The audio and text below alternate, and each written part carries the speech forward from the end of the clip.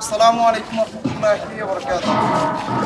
আশা করি সবাই ভালো আছেন। আলহামদুলিল্লাহ, আল্লাহর অশেষ রহমতে আমরাও ভালো আছি।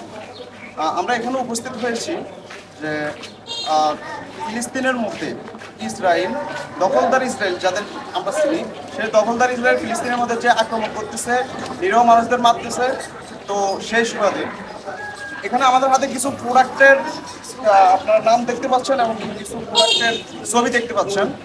এই ছবিগুলো হচ্ছে যে বাংলাদেশে কিংবা বিভিন্ন দেশের মধ্যে ইসরায়েলের কিছু কমিশন যায় এই প্রোডাক্টগুলো থেকে, যেমন কোকাকোলা, পেপসি কিনলে একদিন আপনারা হয়তো জানেন। তো এগুলা তো আমরা আজকে প্রত্যেকটা দোকানে যাই যে একসাথে তো এতগুলো প্রোডাক্ট আপনারা হয়তো নিষেধ করলে কেউ করবে না, তো তবু আমরা সবাইকে জানাবো যে এগুলা নিষেধ করার জন্য, ওকে এগুলা বর্জন করার জন্য, যেন এগুলা আস্তে আস্তে বর্জন করে। একসাথে তো বর্জন করতে পারবে না, তবে ধীরে ধীরে যাতে বর্জন করা অন্তত।